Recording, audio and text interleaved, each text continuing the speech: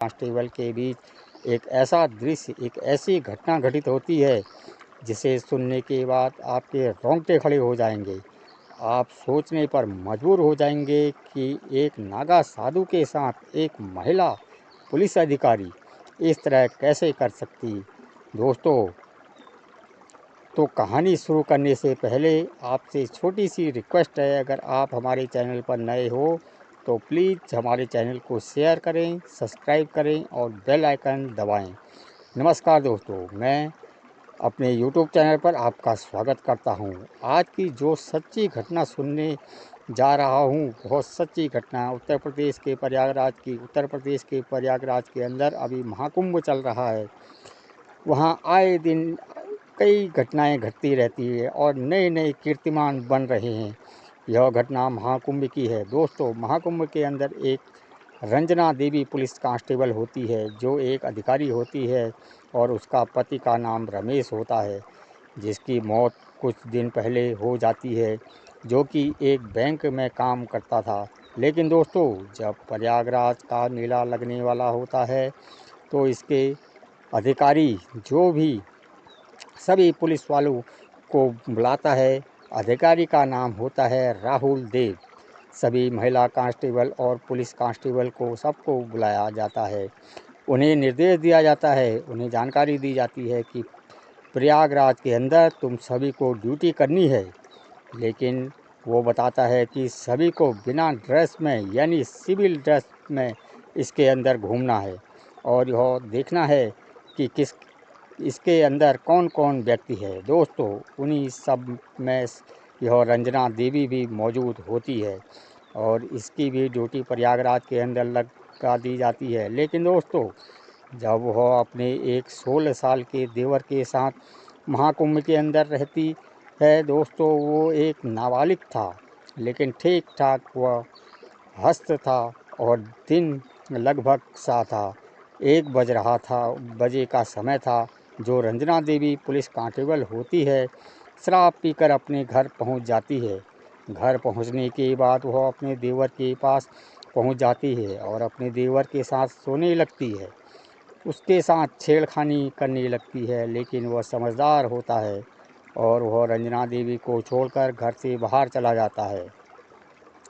लेकिन इसके बाद जो रंजना देवी की हवस, जो इच्छा जाग रही थी, उस पर काबू नहीं पाया जा सकता था और वह अपने घर से फिर से एक अगले दिन मेले में चली जाती है। मेले में चारों तरफ घूमती है, क्योंकि उसकी ड्यूटी लगाई जाती है।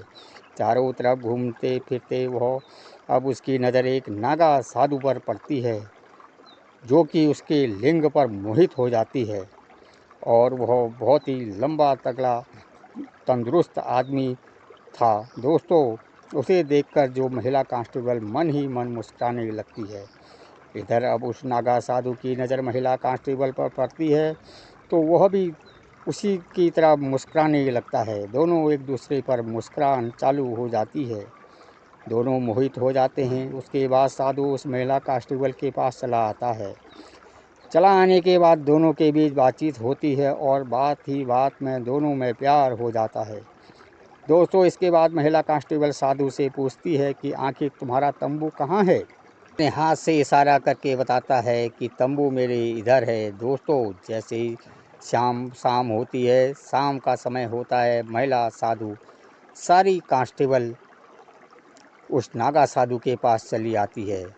चली जाने के बाद रात में उसके मन में अंदर झोपड़ी में चली जाती है। उसके तंबू के अंदर वह बैठती है और महिला कांस्टेबल और नागा साधु उस तंबू के दरवाजे को बंद कर देते हैं। और उसके बाद अब नागा साधु एक एक करके पुलिस कांस्टेबल रंजना देवी के सारे कपड़े उतार देता है। और दोस्तों, कपड़े उतारने के बाद जब नागा साधु उसके शरीर पर अपने हाथ फेरता है तो उसकी उत्तेजना बढ़ने लगती है। जब जैसे ही महिला कांस्टेबल की उत्तेजना बढ़ती है, इधर नागा साधु भी उत्तेजित होने लगता है, उसके साथ शारीरिक संबंध बनाने लगता है। दोनों पूरी मौज मस्ती में तंबू के अंदर शारीरिक संबंध बनाते हैं। दोस्तों, नागा साधु 6 फुट का हट्टा कट्टा साधु होता है जो पुलिस कांस्टेबल को एक बार में ये खुश कर देता है। उसके साथ एक बार संबंध बनने से पुलिस कांस्टेबल की इच्छाएं भर जाती है, बड़ी खुश हो जाती है। महिला साधु के साथ संबंध बनाकर दोस्तों इसके बाद इस तरह की यह खेल 2-3 दिन चलता रहता है। लेकिन 23 जनवरी 2025 को महिला कांस्टेबल सुबह के समय उस नागा साधु से मिलती है, लेकिन उसे तंबू में जाने के लिए मना कर देती है। दोस्तों जैसे ही शाम होती है शराब पीती है और शराब पीकर अब वह होटल में चली जाती है। दोस्तों होटल में जाने के बाद होटल मालिक का नाम होता है नरेश। लेकिन दोस्तों पहले तो महिला कांस्टेबल अकेली जाती थी या किसी और साधु के साथ चली जाती थी, किसी और के साथ जाती थी। लेकिन 23 तारीख को उस नागा साधु को अपने साथ ले जाते दोस्तों नरेश जो मालिक होता है वह समझ जाता है कि आखिर एक हष्ट-पुष्ट और नौजवान नागा साधु के साथ आज जो महिला कांस्टेबल है क्यों रूम ले रही है। दोनों को रूम दे दिया जाता है अंदर, और वह रूम के अंदर चली जाती है और फिर खुद दरवाज़ा बंद कर देती है। महिला कांस्टेबल अपने शरीर के एक कपड़े उतारती है। इधर नागा साधु के कपड़े उतारे जाते हैं और नागा साधु के शरीर पर जब महिला कांस्टेबल अपने हाथ फेरती है और इधर नागा साधु उसके शरीर पर उसके वृक्षों पर हाथ फेरता है तो दोनों की उत्तेजना बढ़ती है और बड़े मज़े से दोनों शारीरिक संबंध बनाते हैं। लेकिन होटल मालिक बड़ी समझदारी से अपने होटल की इज्जत बचाने के लिए वह पुलिस के बड़े अधिकारियों को सूचित करता है, फ़ोन कर देता है। फ़ोन करने के बाद रात 12 बजे के समय होता है, वहाँ पर पुलिस के सारे अधिकारी, प्रयागराज पुलिस और उसके अधिकारी उस होटल के अंदर आ जाते हैं। मालिक से पूछते हैं, वे रूम नंबर बताए। वहाँ पर पुलिस पहुँच जाती है। जैसे ही गेट का दरवाज़ा खटखटाया जाता है, दरवाजे खटखटाने की आवाज़ से अब नागा साधु और महिला कांस्टेबल डर जाते हैं और आखिर इतनी रात गए कौन आया है। लेकिन जैसे ही महिला कांस्टेबल बाहर आती है तो गेट खोल कर देखा जाता है तो गेट के बाहर प्रयागराज की पुलिस और उसके अधिकारी मिलते हैं। दोस्तों इसके बाद दोनों के होश उड़ जाते हैं। जैसे ही पुलिस अंदर घुसती है, देखते ही नागा साधु बिना बस पहने हुए बेड पर लेटा हुआ होता है। दोस्तों इधर पुलिस जो कि रंजना देवी होती है उसे और नागा साधु को पुलिस गिरफ्तार कर लेती है और थाने ले जाकर खूब धुनाई की जाती है। दोनों की खूब पिटाई की जाती है। तो इधर जो महिला कांस्टेबल होती है और सारी सच्चाई उगल देती है कि इस तरह मैं प्रयागराज के अंदर करती हूँ। चोर चकोर को बड़ी रिश्वत लेकर उन्हीं छोड़ देती हूँ। उसके बाद नागा साधु को भी कूटा जाता है, उसकी भी धुनाई की जाती है, उसकी पिटाई की जाती है। तो नागा साधु भी सारी पोल खोल देता है और बताता है कि मैं कोई नागा साधु नहीं हूँ, मैं सिर्फ इस प्रयागराज के अंदर चोरी करता हूँ और एक नागा साधु के रूप में रहता हूँ। दोस्तों इसके बाद पुलिस दोनों को जेल भेज देती है।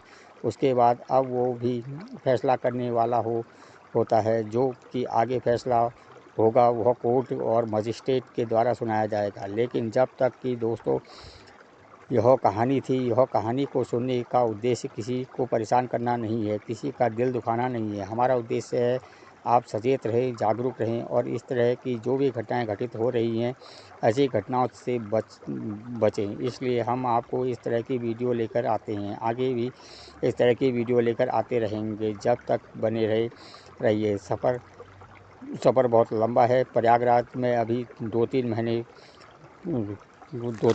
महीने का समय है। इसमें कई प्रकार की घटनाएं, जो भी इस प्रकार की घटनाएं घटेंगी मैं आपको अपने वीडियो के माध्यम से सूचित करते रहूँगा। धन्यवाद।